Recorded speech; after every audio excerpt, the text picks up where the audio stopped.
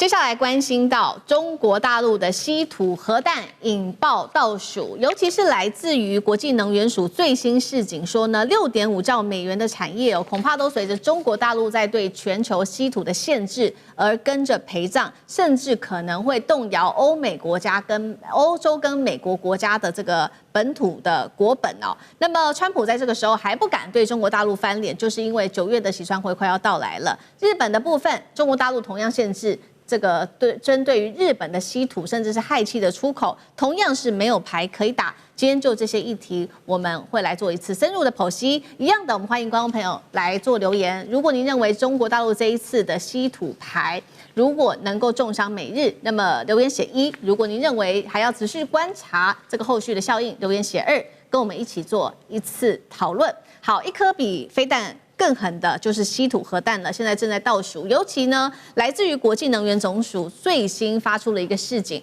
他说呢，接下来就很害怕的是中国大陆再继续的全面恢复对于稀土出口的限制，影响的会是全球的下游产业。尤其他也点出了一个具体的数字，就是6.5兆美元的产值都会受到冲击。这当中包括了这些高科技产业国防工业都因为没有稀土，必须要被迫停产。那么美欧会承受将近1半的冲击，甚至是动摇国本。而为什么国际能源署这么的担心呢？因为我们要看到中美的稀土管制休战期只会到10月份就会到期了。换句话说，如果中国大陆继续的在10月份之后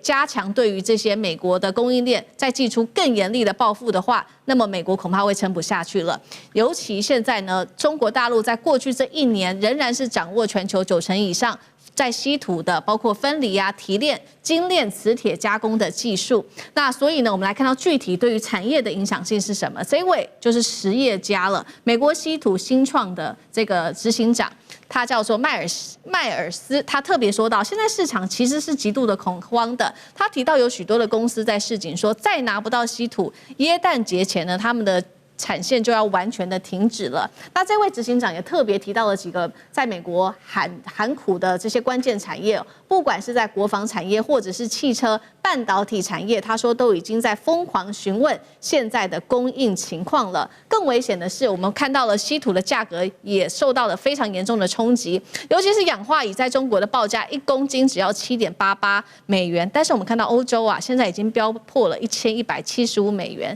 价差高达了150倍，引发高度的恐慌。而为什么现在美国呢看到这个稀土中国大陆掌握住，而且他们还抱怨说中国大陆给的不够，但他们也不敢怒原因就是因为现在川普很担心会不会9月份这场习川会这个影响到这个习川会的举行。那么如果没有办法让习近平主席去访问华府的话，就会影响到川普接下来的期中选举了吗？现在另一方面，欧洲也想办法要自主化供应链，所以成立了紧急应变小组，也就是针对这个稀土问题。中国大陆现在靠着这一把这个叫做达摩克利斯之剑，就掌握更高的筹码吗？赖老师怎么看？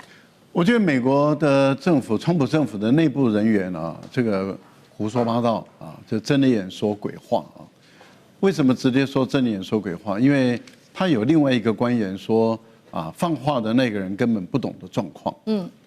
他直接批评说放话给媒体的那一位也是不具名的美国官员根本不懂的状况。因为当时在2025年10月，习川会见面1个多小时，大概1个小时40分钟。双方达成了一个协议，这个协议就是双方的贸易战再暂停1年，就是到今年10月。稀土这个部分，那么中国大陆并没有完全禁止出口给美国，但是要遵守中国大陆有关于稀土的管制规定，这是讲得很明白。所以白纸黑字中就没有谈到有关于稀土的处理问题，因为稀土的处理问题当初讲的就是要尊重中国的稀土管理规制，而中国的稀土管理事实上经过国务院批准公布实施的。那它的规定是怎么样呢？第一个就是纯军事的是不可以有的，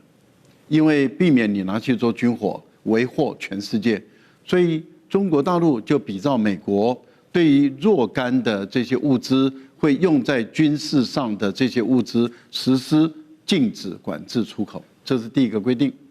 第二个规定就是军民两用的物资要经过审批，也就是说你这个稀土可以用在军品，也可以用在民品的，那你要经过审批。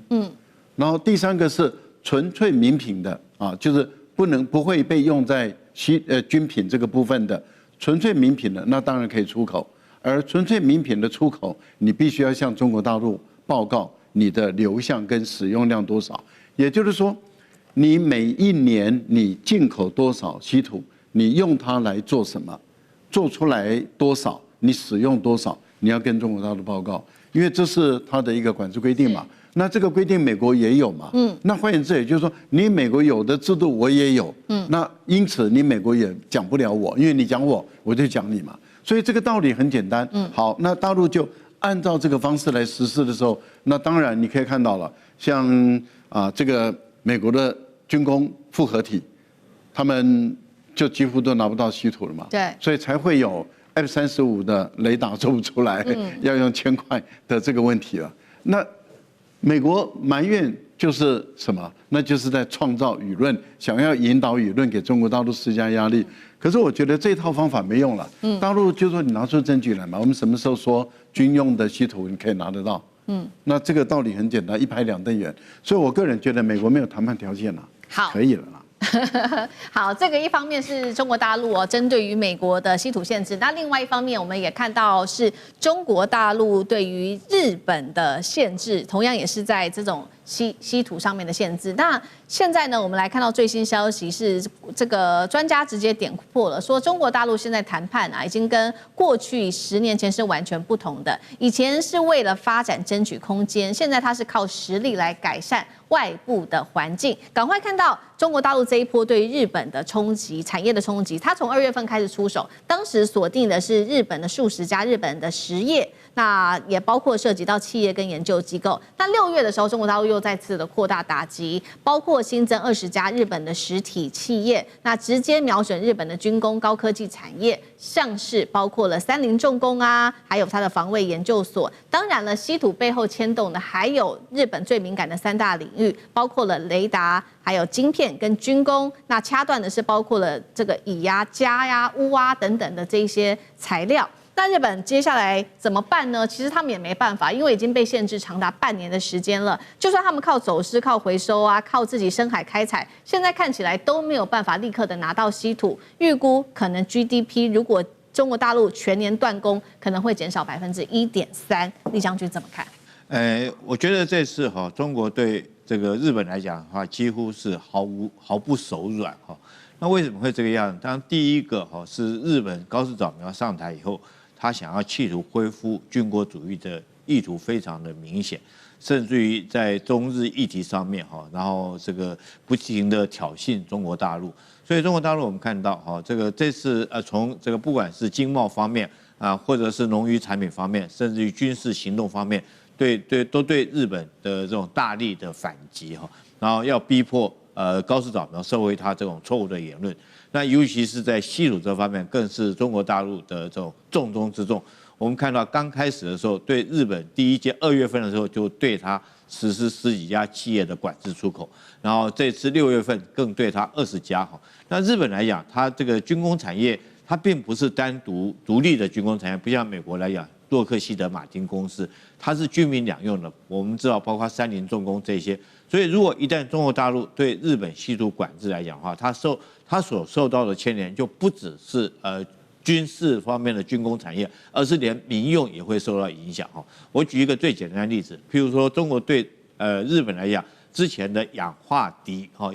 也是这种稀土的一种，然后因为对这个氧化镝管制，日本原来有3家生产氧化镝的公司这3家公司现在来讲几乎都已经是没有会员来了，那它是不是就要面临关厂？如果这面临关厂，没办法提供氧化镝，那日本有关晶片的产业它就没办法做下去，因为氧化镝是做现在 AI 晶片很重要的一个元素，这要做不出来。所以我们看到日本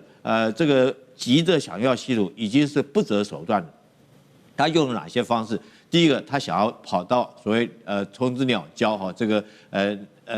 南鸟礁那个地方深海里面去挖，可是那个东西是绝对是缓不济急的。然后第二个哈，你这个就算是你挖出来，这个那你提炼、你运输啊，都还是一个问题。第二个，他想要从蒙古那边去找，那更是天方夜谭。你外蒙那边你去，你这个土你怎么样透过中国大陆怎么样运到你日本？你不能用飞机运吧？那成本有多少？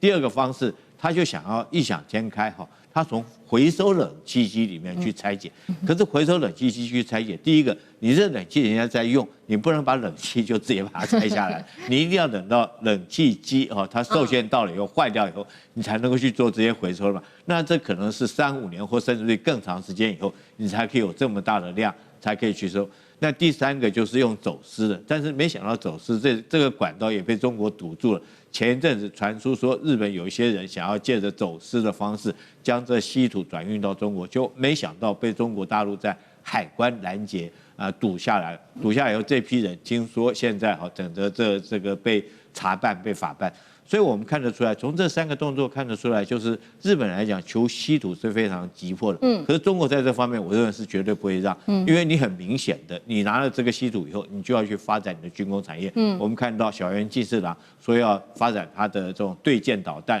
或者是防空导弹，等等这些发展它的武器性能。所以这方面，我觉得中国后来讲的话，应该是在这方面是绝对不会让步的。好，那张将军又怎么看呢？我认为日本它会走入这硬撑模式，它这个整个不会做战略调整，它不会走上道歉模式，跟中国大陆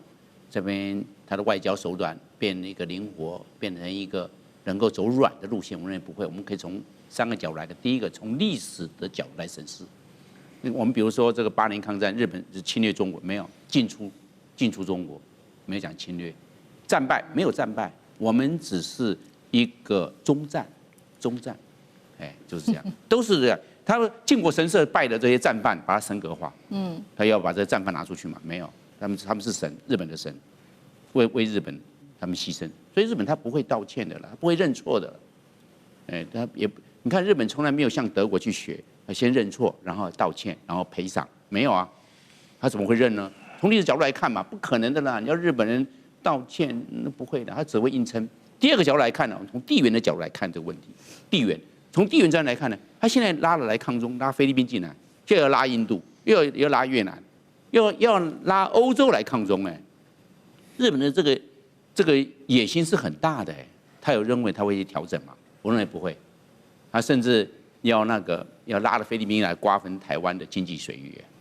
就是这样子，他是绝对走到硬撑模式的啦，不会走上一种和解道歉模式，这不可能的啦。这个从地缘战略，那怎么办呢？那这苦撑待变，我们来看了第3个，这次中共打巨浪3呢，从浅色的弹道飞弹打出来的时候，其实进入日本的时候已经进入太空了，日本还抗议，我说那时候已经在太空中了嘞，